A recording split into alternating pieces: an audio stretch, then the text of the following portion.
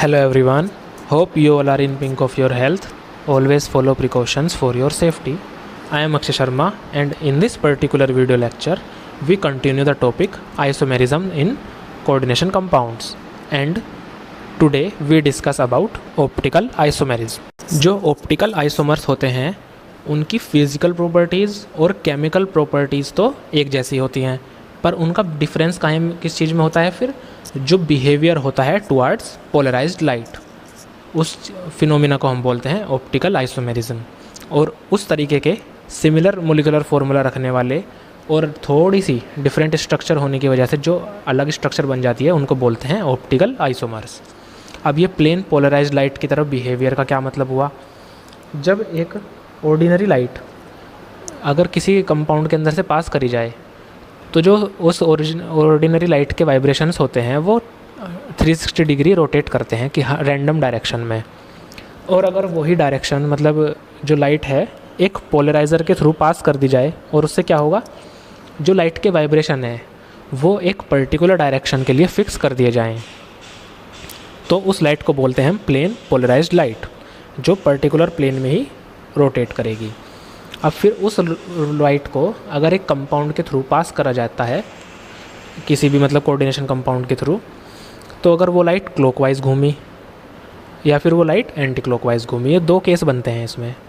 तो इस polarised light के टुवर्ड्स बिहेवियर ये है कि उस लाइट को जो फिक्स डायरेक्शन में वाइब्रेट कर रही है उसको या तो क्लॉकवाइज रोटेट करना या फिर एंटी क्लॉकवाइज रोटेट कर देना।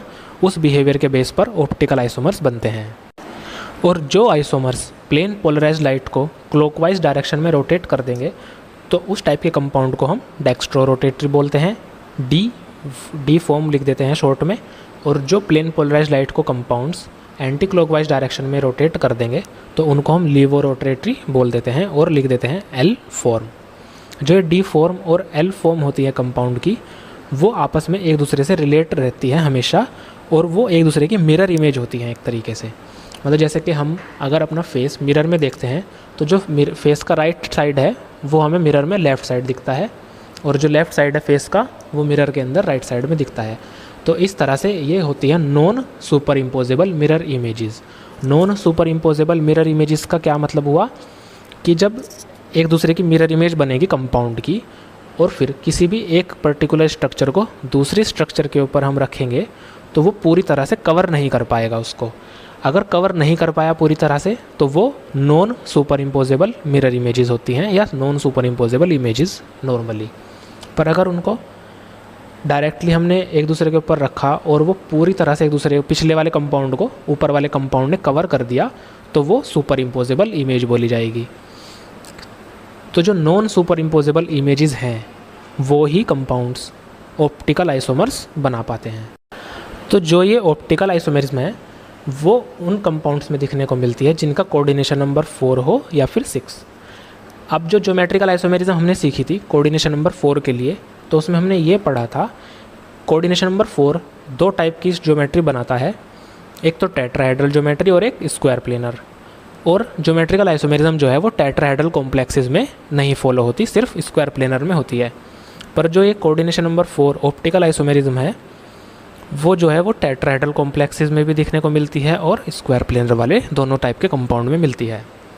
तो जो पहला टाइप है ये कोऑर्डिनेशन नंबर 4, उसमें सेंट्रल मेटल आयन टेट्राहेड्रल हो या फिर स्क्वायर प्लेनर हो। इसका जनरल टाइप अगर हम लें इस तरीके से ले सकते हैं M A B whole twice any charge carried. A B whole twice क्या हुआ यहाँ पर, ए बी एक लिगेंड है, एम मेटल है और एक ए बी मतलब दो लिंकेज साइड हैं वो भी अलग अलग ए और बी। अगर ये ए होल ट्वाइस लिखा होता तो उसमें क्या होता कि जो लिंकेज साइड है वो दोनों एक जैसी है। तो यहाँ पर A B whole twice means it is a didentate ligand और इट्स लिंकेज साइड्स आर 2। इसका एग्जाम्पल ले सकते हैं हम बिस ग्लाइसिनेटो निकिल 2। अब यहाँ पर जो निकिल है वो सेंट्रल मेटल एटम होगा और ग्लाइसिनेटो जो है वो एक लिंकेज साइड होती है उसकी NH2 एमीन के थ्रू और एक होती है COO कार्बोक्सिलेट आयन के थ्रू। तो जब इसकी स्ट्रक्चर बनाएंगे ऑप्टिकल आइसोमेरिज्म में NO राइट साइड पर है और दूसरा NO दूसरी साइड पर है। पर जो लिंकेज साइड्स हैं अगर हम N की बात करें तो N नीचे की तरफ है, O दूसरी तरफ है। इसकी जो मिरर इमेज बनाए, मिरर इमेज में क्या हुआ, N ऊपर की तरफ आ गया, O नीचे की तरफ आ गया। तो इस तरह से ये क्या हुआ, जो लिंकेज साइड्स हैं उसकी पोजीशन में चेंज आया। इसको बोलते हैं हम ऑप्टिकल आइसोमेरिज्म। आई होप आपको ये क्लियर हुआ होगा। तो जो ये वाला कंपाउंड है हमारा बिस ग्लाइसिनेटो निकेल 2, ये एक ऑप्टिकली एक्टिव कंपाउंड है। पर जो स्क्वायर प्लेनर कॉम्प्लेक्सेस हैं वो इस टाइप के एग्जाम्पल नहीं बना सकते। मतलब कि उनके जो 4 लिगेंड्स और सेंट्रल मेटल एटम है वो एक ही प्लेन में लाई करेंगे। तो इसलिए जो स्क्वायर प्लेनर ज्योमेट्री में है वो ऑप्टिकल आइसोमेरिज्म शो ना करके वो मैक्सिमम टाइम क्या शो करते हैं, ज्योमेट्रिकल आइसोमेरिज्म शो करते हैं। और ऐसा नहीं है, मैंने पहले थोड़ी देर पहले बताया था कि ऑप्टिकल जो आइसोमेरिज्म है वो स्क्वायर प्लेनर में देखने को मिलती है, पर वो रेयर कंडीशन में होता है। जनरली जो होते हैं वो टेट्राहेड्रल कॉम्प्लेक्सेस फॉलो करते हैं ऑप्टिकल आइसोमेरिज्म। आई होप आपको ये बात समझ आई होगी। अब नेक्स्ट टाइप आता है जो कंपाउंड्स कोऑर्डिनेशन नंबर 6 करते हैं कैरी, जिनकी ज्योमेट्री बोली जाती है ऑक्टाहेड्रल। तो वो ऑप्टिकल आइसोमर्स कैसे बनाते हैं। ऑक्टाहेड्रल जो कॉम्प्लेक्सेस हैं जो जनरल फार्मूला कैरी करते हैं MAA होल थ्राइस या फिर MAA whole twice X2, MAA whole twice XY या फिर MAA X2 Y2। इस तरीके के जो कंपाउंड्स हैं ये सब ऑक्टाहेड्रल कॉम्प्लेक्सेस होते हैं कोऑर्डिनेशन नंबर 6, पर ये सब ऑप्टिकल आइसोमर शो करते हैं। जो पहली टाइप है AA होल थ्राइस, इसका ये मतलब हुआ AA मीन्स एक डाइडेंटेड लिगेंड है और उसकी दोनों लिंकेज साइड्स सेम हैं और तीनों मॉलिक्यूल एक जैसे हैं। जो AA2X2 टाइप है उसमें जो डाइडेंटेड लिगेंड है उसके 2 मॉलिक्यूल प्रेजेंट हैं और X2 मीन्स है यूनिडेंटेड लिगेंड के 2 मॉलिक्यूल प्रेजेंट हैं। और नेक्स्ट वाले में XY लिखा है साथ में, इसका मीन मतलब है कि 3 तरीके के लिगेंड्स मौजूद हैं A, X और Y। तो ये सब कंपाउंड शो करते हैं ऑप्टिकल आइसोमर्स। तो हम एक एक करके इनको अब डिस्कस करते हैं। जो फर्स्ट टाइप है MAA होल थ्राइस, इसका एग्जाम्पल होगा CO en whole thrice 3 positive. En यहाँ पर शॉर्ट फॉर्म है इथाइलिन डायमीन डाइडेंटेड लिगेंड की, और इस कंपाउंड का नाम होगा tris ethylene diamine cobalt 3 ion. क्योंकि जो इथाइलिन डायमीन है वो एक न्यूट्रल लिगेंड होता है, तो यहाँ से जो ऑक्सीडेशन चार्ज मिला वो 0 मिला और +3 पूरे कैटायनिक कॉम्प्लेक्स है, तो कोबाल्ट की ऑक्सीडेशन स्टेट यहाँ से 3 आएगी। अब जो पर्टिकुलर इसकी आइसोमर की बात करें, ऑप्टिकल आइसोमर बनाएं अगर हम, पहले तो हम इसकी जनरल स्ट्रक्चर बनाएंगे। कोबाल्ट को बीच में लिखेंगे और इथाइलिन डायमीन डाइडेंटेड लिगेंड है तो एक मॉलिक्यूल 2 बॉन्ड बनाएगा, और 2 बॉन्ड बनाने से इसके टोटल 3 मॉलिक्यूल से 6 बॉन्ड बन जाएंगे। और इसी कंपाउंड की अब हम मिरर इमेज बनाएं। अब मिरर लगा दिया और मिरर इमेज बनाते हुए हमें ये ध्यान रखना है, सेंट्रल मेटल एटम को तो बीच में ही लिखेंगे। अब जो ये इन का मॉलिक्यूल इथाइलिन डायमीन का राइट हैंड साइड टॉप पर है वो लेफ्ट हैंड साइड टॉप पर आ जाएगा, और जो बॉटम पर है वो बॉटम पर ही रहेगा। पर इसकी जो रोटेशन है वो आपको चेंज होती हुई दिख रही होगी, है ना। और जो तीसरा मॉलिक्यूल है इथाइलिन डायमीन का बिल्कुल लेफ्ट साइड पर, वो राइट हैंड साइड पर आ गया। तो यहाँ पर जो रोटेशन हुई लाइट की, जो पहला मॉलिक्यूल है वो प्लेन पोलराइज लाइट को क्लॉकवाइज रोटेट कर रहा है और दूसरा एंटी क्लॉकवाइज। तो ये बन गए नॉन सुपर इम्पोजेबल इमेजेस। एक दूसरे के ऊपर अगर इनको रखें कवर नहीं कर पाएंगे, तो ये नॉन सुपर इम्पोजेबल इमेजेस बन गई, इसलिए कंपाउंड ऑप्टिकली एक्टिव है। और ये दोनों डेक्स्ट्रो और लीवो फॉर्म है इस पर्टिकुलर कंपाउंड की। अब जो सेकेंड टाइप है वो होता है MAA होल ट्वाइस X2 या फिर MAA होल ट्वाइस XY। ये जो दोनों टाइप हैं ये एक तरीके की स्ट्रक्चर बनाते हैं, ऑप्टिकल आइसोमर्स बनाते हैं। पहले टाइप में तो सिर्फ X टाइप का लिगेंड है डाइडेंटेट के अलावा, और जो दूसरी टाइप है उसमें डाइडेंटेट लिगेंड के अलावा X और Y 2 अलग अलग लिगेंड्स प्रेजेंट हैं। इनके एग्जाम्पल हो जाएंगे RH इन होल ट्वाइस Cl2 या फिर CO en whole twice Cl2 positive.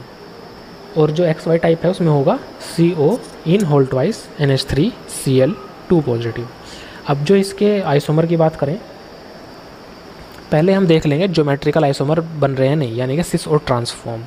तो जो CO en whole twice Cl2 positive है, इसका जो है सिस और ट्रांस दोनों फॉर्म भी बन जाएंगी, वो आप खुद ट्राई करके देख लेना।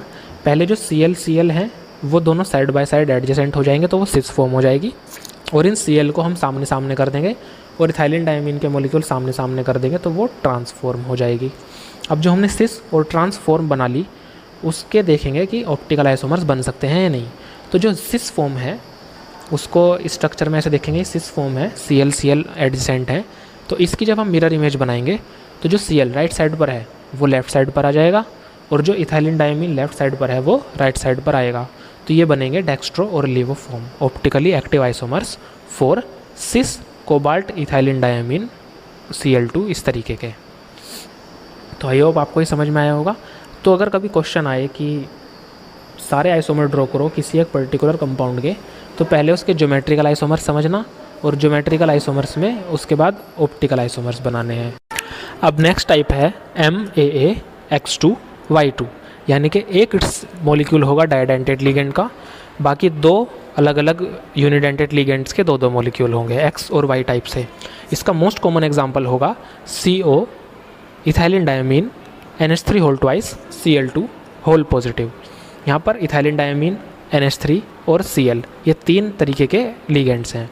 अब जब इसका आइसोमर बनाएंगे सिस और ट्रांसफॉर्म बनाने के बाद, सिस और ट्रांसफॉर्म कैसे बनेगी, जो Cl2 है उसको एक बार सामने सामने कर लो और एक बार एडजेसेंट। जब सामने सामने होंगे Cl के मॉलिक्यूल तो जब बन जाएगी ट्रांसफॉर्म, और जब ये होंगे एडजेसेंट NH3 भी एडजेसेंट आ जाएगा आपस में और Cl के दोनों मॉलिक्यूल भी, तो वो बनेगी सिस फॉर्म। अब जो ये सिस फॉर्म बनेगी Cl एडजेसेंट, NH3 भी एडजेसेंट और इन एक तरफ होगा लेफ्ट हैंड साइड पर। अब इसका मिरर इमेज जब हम बनाएंगे तो इथाइलिन डायमीन का मॉलिक्यूल जो लेफ्ट हैंड साइड पर था वो राइट हैंड साइड पर आ जाएगा और इस तरह से बनेगी ऑप्टिकल आइसोमरिज्म, डेक्स्ट्रो और लीवो फॉर्म। अब इन स्ट्रक्चर्स को बनाते हुए ये चीज़ आपको ये ध्यान रखनी होगी कि अगर कोई कोऑर्डिनेशन कंपाउंड चार्ज कैरी कर रहा है, पॉजिटिव चार्ज हो या माइनस का चार्ज हो, तो वो आप कोऑर्डिनेशन स्फीयर बनाने के ऊपर शो करना ज़रूरी होगा। चाहे वो +3 हो तो +3 लिखेंगे, +2 होगा तो +2 लिखेंगे, 3 निगेटिव होगा 3 निगेटिव लिखेंगे। यहाँ पर इस केस में +1 चार्ज था तो 1 पॉजिटिव शो किया गया। तो इस तरीके के टाइप्स होते हैं ऑप्टिकल आइसोमर्स के, कोऑर्डिनेशन नंबर 4 और कोऑर्डिनेशन नंबर 6 के लिए। अब कोई भी कंपाउंड हो उसकी स्ट्रक्चर बनाने के लिए हम शुरुआत हमेशा करेंगे ज्योमेट्रिकल आइसोमर बन रहे हैं या नहीं, और फिर उन ज्योमेट्रिकल आइसोमर से हम देखेंगे कि वो जो ऑप्टिकल आइसोमर्स हैं वो किसी भी फॉर्म के बन रहे हैं या नहीं। तो सबको बनाना ज़रूरी होगा। तो आई होप आपको ये क्लियर हो गए होंगे। तो that's it in this video, meet you in the next video, till then take care, all the best.